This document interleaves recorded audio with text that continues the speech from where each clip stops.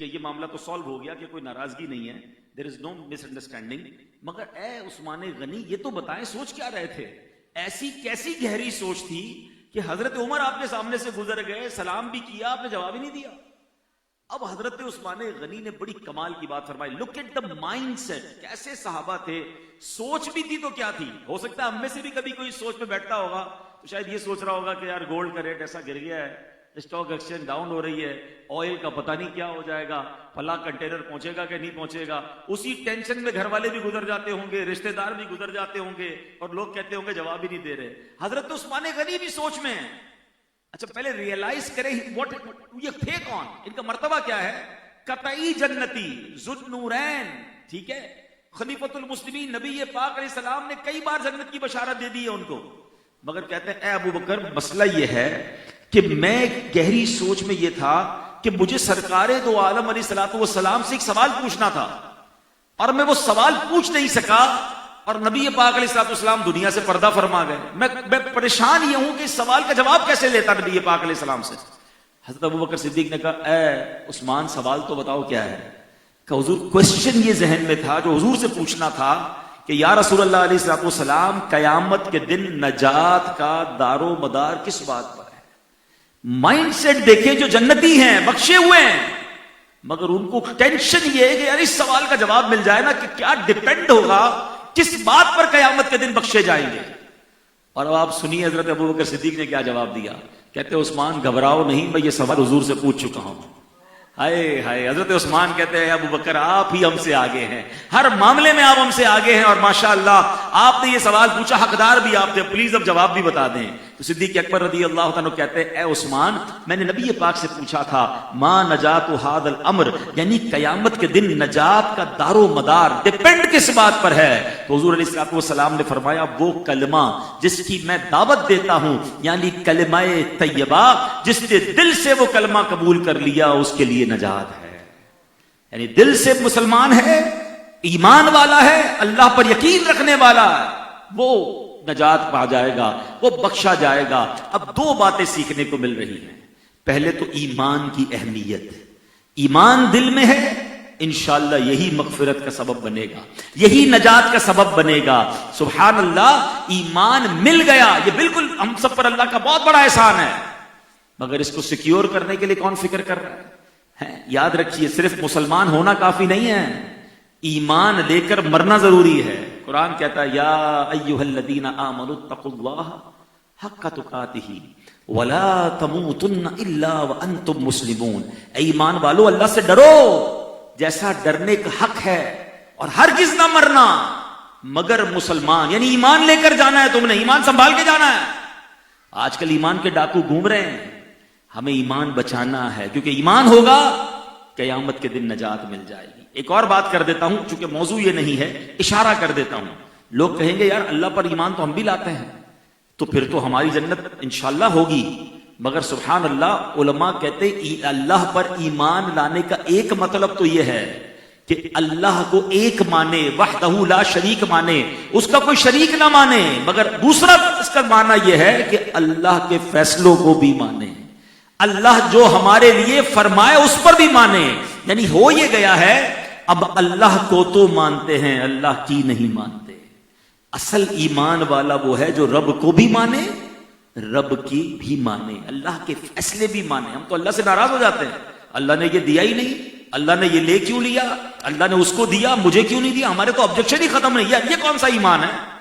ایمان یہ ہے کہ رب میرے بارے میں جو فیصلہ فرمائے وہ میرا خالق, وہ میرا مالک, اس کا ہر ڈیسیشن مجھے قبول, آزمائش بھی قبول, خوشی بھی قبول, غم بھی قبول اور دکھ بھی قبول. یہ ہے ایمان کہ فیصلہ کرنے والا وہ ہے, میں بندہ ہوں, وہ مالک ہے. لیکن جو میرا اصل ٹاپک ہے کہ حضرت عثمان غنی رضی اللہ عنہ کا مائنڈ سیٹ دیکھیں, فکر بھی ہے تو آخرت کی ہے. کیا ہم میں سے کسی کو یہ فکر ستاتی ہے؟ کبھی اکیلے میں یہ خوف آتا ہے کہ قبر میں کیا ہوگا, محشر کے دن کیا ہوگا؟ ہمیں غور کرنا چاہیے, ہماری پریورٹی کیا ہونی چاہیے. اور تیسری بات جو میں نے شروع میں کہی تھی کہ خاندان کے لحاظ سے جو میں نے ٹاپک چوز کیا ہے, غلط فہمی. تھوڑی تھوڑی بات پر غلط فہمی کا ہم شکار ہو جاتے ہیں. یار یہ میں دعوت میں گیا تھا, مسکرایا نہیں میرے سامنے, سب کو کھانے کا پوچھا، مجھ سے پوچھا نہیں، اپنے بچے کی شادی کی، مجھے دعوت نہیں دی، اچھا دعوت دی تو پوری فیملی میں ایک بندے کو دعوت دی، میں نے دیکھا گیٹ پر کھڑے ہو کر سب سے ہاتھ ملایا، مجھ سے ہاتھ نہیں ملایا، ولا حول ولا قوت الا باللہ۔ چھوٹی چھوٹی بات پر دل میں بات ہم رکھ لیتے ہیں، غلط فہمی پیدا کرتے ہیں۔ نہیں میرے پیارے اسلامی بھائیوں، پازیٹیو رہیے، لوگوں کے بارے میں نیگیٹو اپروچ نہ کیجیے، کیا معلوم اس کے ساتھ کیا معاملہ چل رہا ہے، آپ سے کوئی مسکرا کر نہیں ملا، ہو سکتا ہے خود کسی دکھ میں ہو، وہ خود کسی پریشانی میں ہے، مگر آپ نے اسے مغرور بھی مان لیا، آپ نے اسے تکبر کرنے والا بھی مان لیا، آپ نے اس کو پیسے والوں کے ساتھ اچھا برتاؤ کرنے والا بھی مان لیا۔ میں اپنی خود مثال دیتا ہوں، لوگ کتنا نیگیٹو سوچتے ہیں۔ 3-4 دن پہلے مجھے 4-5 کالز آئیں، اب میں کسی کام میں بزی تھا، ہر کال تو آپ بھی نہیں اٹھاتے ہوں گے، ہم تو زیادہ نہیں اٹھا سکتے ہر وقت، میں اس وقت آپ سے بیان کر رہا ہوں، نہ جانے فون پہ کتنی کالیں آ رہی ہوں گی۔ تھوڑی دیر بعد اس بندے کا میسج آیا، ہاں بھائی آپ غریبوں کا فون کہاں اٹھائیں گے ہیں؟ تو اب میں نے اس کو میسج کیا کہ بھائی آپ کے فون نمبر کے ساتھ یہ نہیں لکھا تھا کہ آپ غریب ہیں یا امیر ہیں، میں مصروف تھا اس لیے فون نہیں اٹھایا، اللہ آپ کو بدگمانی سے بچائے۔ اب اس نے معافیاں مانگنا شروع کر دی، لیکن پہلی باری میں ہی کتنا جلدی ڈیسیشن ہم لے لیتے ہیں کہ یہ بندہ متکبر ہے، یہ جناب یہ کر رہا۔ یہ بدگمانی حرام، اور اس بدگمانی نے ہمارے رشتے خراب کر دیے، ہماری فیملی میں دوریاں کر دی۔ یہ عورتوں میں بہت ہوتا ہے، اس نے یہ کیا، اس نے یہ کیا، اس نے یہ کیا، یہ اتنا نیگیٹو ہم کیوں سوچتے ہیں؟ اور خدا کے واسطے اگر غلط فہمی آ بھی گئی ہے نا دماغ میں، کسی اور سے بات نہ کرے۔ حضرت عمر فاروق پورے شہر میں نہیں گئے تھے بتانے، جو ہم بتاتے ہیں یار اس نے یہ کہا تھا، اس نے یہ کہا تھا، ان دو کو بتانے کا کیا فائدہ ہے؟ حضرت عمر سیدھا سیدنا ابوبکر صدیق کے پاس گئے، صدیق اکبر نے کچھ اور نہیں کیا، ڈائریکٹ ان کو لے کر ان کے پاس گئے، 1 to 1 بات کی کہ آپ نے سلام کا جواب کیوں نہیں دیا؟ انہوں نے کہا حضرت مجھے تو پتہ ہی نہیں آپ یہاں سے گزر کے گئے ہیں، معاملہ کلیئر ہو گیا۔ ہم کلیئر ہی نہیں کرتے، ہم اس کو بڑھنے دیتے ہیں، ہم آگے بڑھاتے ہیں، اور اتنی دل میں بدگمانی ہو جاتی ہے کہ پھر جناب رشتے ٹوٹ جاتے ہیں، فیملی میں دوستیاں ختم ہو جاتی ہیں، پارٹنرشپ ختم ہو جاتی ہے۔ ایسا نہ کریں اے میرے پیارے اسلامی بھائیوں۔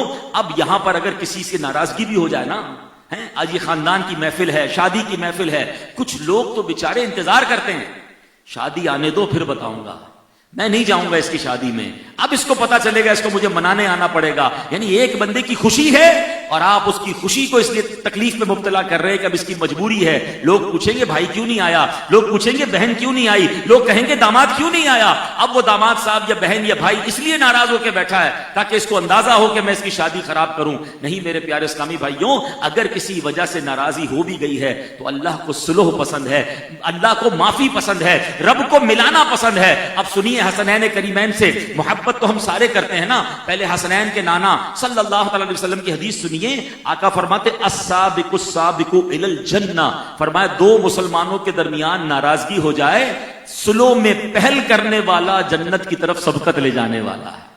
ٹھیک ہے، اب سنیے واقعہ۔ حسنین کریمین بھائی تھے، اور بچپن میں جوانی میں دو بھائی جب ساتھ رہتے تو کچھ نہ کچھ ہلکا پھلکا ہو بھی جاتا ہے معاملہ، تو پتہ چلا کہ دونوں میں کچھ چھوٹی سی ناراضی ہو گئی۔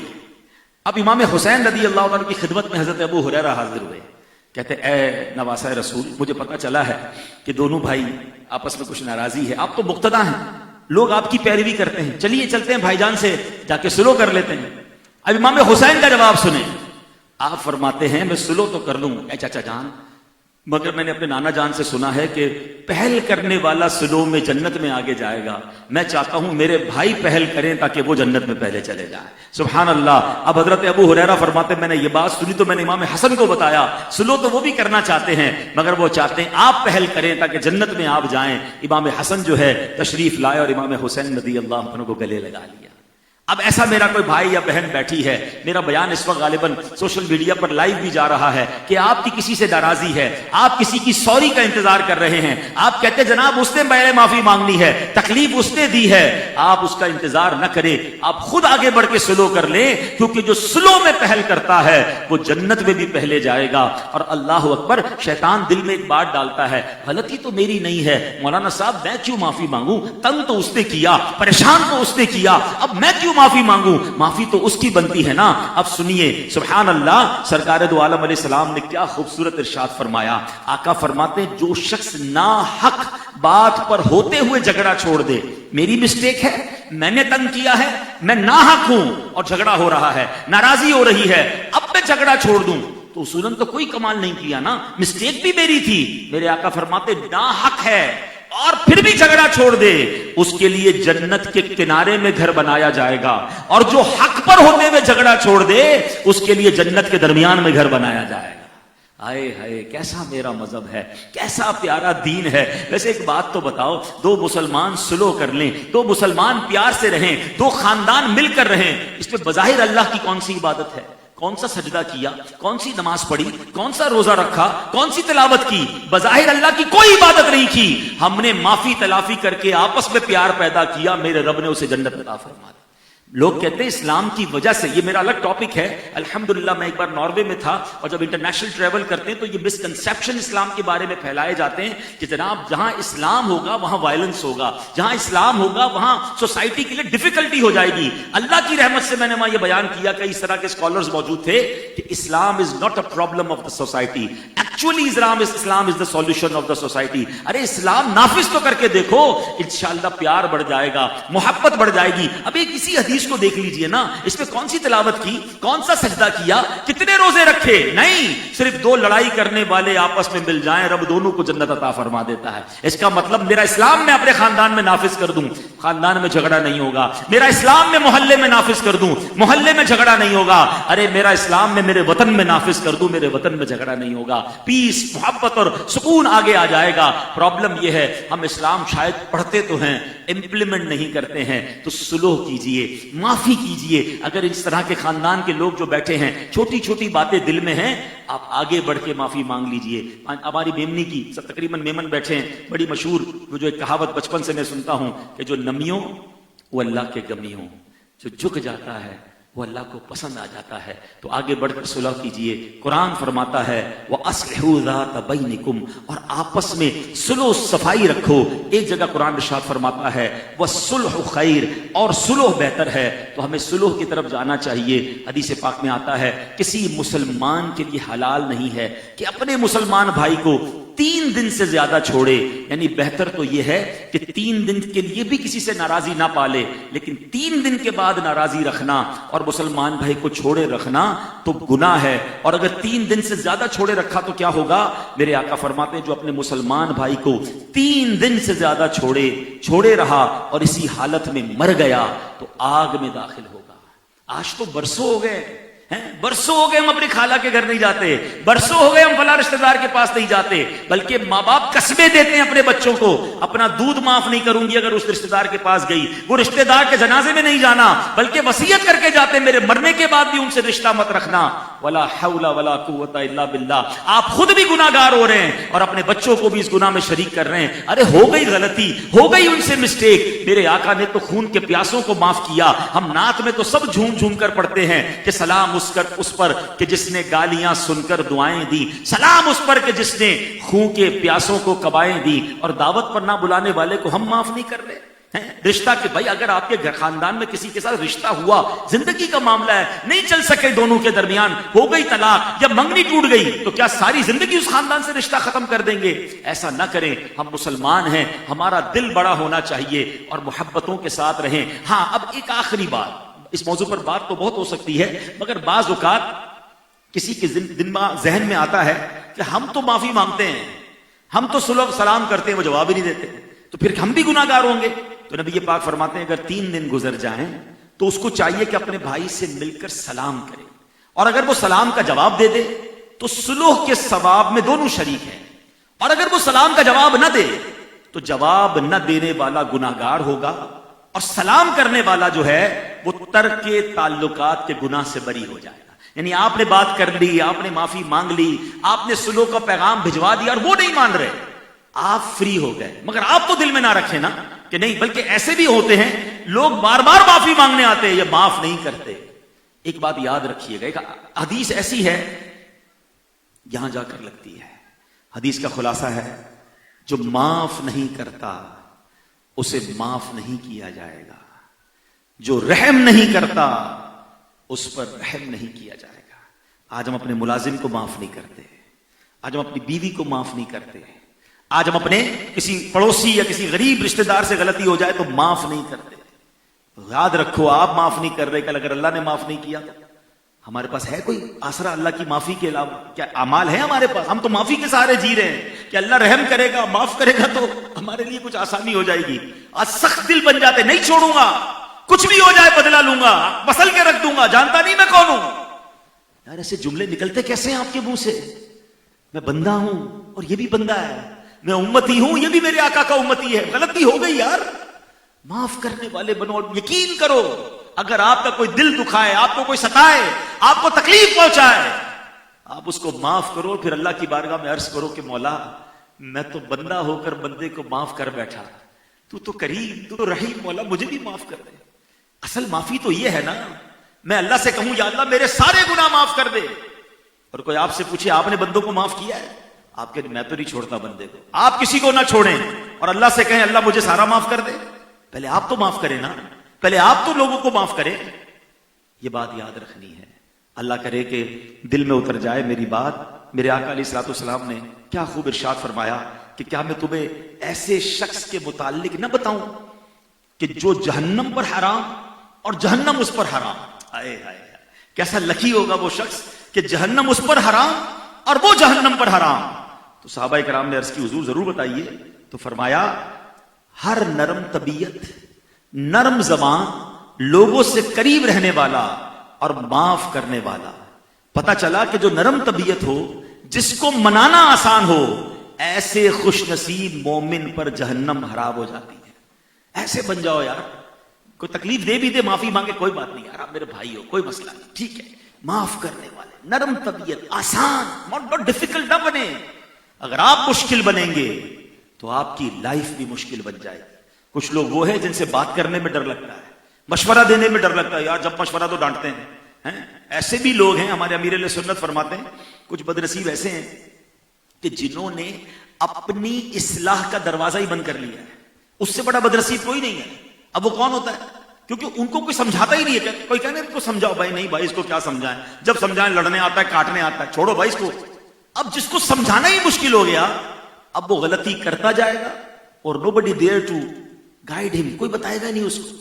ہونا یہ چاہیے کہ مجھے کوئی سمجھائے، میں شکریہ ادا کروں، آپ کی بڑی مہربانی، ہاں میں انشاءاللہ آئندہ بہتر کروں گا. غلطی ہو گئی مجھ سے، بیان میں ہو گیا مجھ سے کوئی، میں انشاءاللہ بڑا بہت شکریہ. اس کو ویلکم کرے جو آپ کو سمجھا رہا ہے، تاکہ وہ دوبارہ سمجھائے آپ کو. آپ سمجھانے والے سے لڑیں گے تو دنیا میں کوئی آپ کو سمجھانے والا نہیں ہوگا. خوش نصیب وہ ہے جس کو سمجھانے والے ہیں، خوش نصیب وہ ہے جس کو گائیڈ کرنے والے ہیں. اور خاص طور پہ آخری بات کر لوں، یہ جو گھر کے بڑے ہوتے ہیں، لیڈر ہوتے ہیں، بزرگ ہوتے ہیں، بعض اوقات اس ایج پر، اس مقام پر، اس مرتبے پر پہنچ جاتے ہیں کہ کوئی ہمیں نہیں سمجھا رہا ہو تو ہم ہی سب کو سمجھا رہے ہوتے ہیں. یہ ڈینجرس موقع ہے کہ اب مجھے کوئی نہیں سمجھا سکتا، سب ڈر رہے ہیں، سب میرے جونیئر ہیں. نہیں، آپ کسی ایسے کو ڈھونڈیں کہ جو آپ کی اصلاح کرے، آپ کو سمجھائے کہ یہ آپ کی غلطی ہے. ورنہ جس کو سمجھانے والا کوئی نہیں نا، اس کے لیے زندگی بڑی مشکل ہو جاتی ہے. اللہ مجھے بھی آپ کو بھی نرم کر دے، سلو کرنے والا کر دے، معاف کرنے والا کر دے. خاندانوں میں، رشتہ داروں میں، دوستوں میں دشمنیاں نہ رکھیں، معاف کریں اور پہل کر لیں. آج حسنین کریمین کی ادا سن لی ہے کہ جو سلو میں پہل کرے گا، معافی میں پہل کرے گا، وہ جنت میں بھی پہلے چلا جائے گا. اگر ایسا کوئی ہے فون کر کے سلام دعا کر لیں، گھر پہ چلے جائیں، تحفہ بھیج دیں تاکہ یہ دنیا ختم ہو جائے. اللہ کریم ہم سب کو دل ملانے والا بنائے، توڑنے والا نہیں، جوڑنے والا بنائے. ایسی پیاری باتیں دعوت اسلامی کے ماحول میں سکھائی جاتی ہیں. آپ بھی اجتماع میں آیا کریں. ماشاءاللہ فیضان جیلان مسجد تو بالکل سامنے ہے اور ہر جمعرات اسی مسجد میں دعوت اسلامی کا اجتماع بھی ہوتا ہے. مزید بھی کراچی میں مختلف علاقوں میں ہوتا ہے. تشریف لایا کریں، مدنی چینل دیکھیں. انشاءاللہ ایسے بیانات سنتے رہیں گے تو ہماری اصلاح ہوتی رہے گی. اللہ کریم عمل کرنے کی توفیق عطا فرمائے. آخر میں حمزہ بھائی کو شادی کی مبارکباد پیش کرتا ہوں. اللہ اس خاندان کو بھی خوشیاں نصیب فرمائے اور دونوں خاندانوں میں محبت، پیار اور الفت نصیب فرمائے. آمین بجاہ النبی الامین صلی اللہ علیہ وسلم.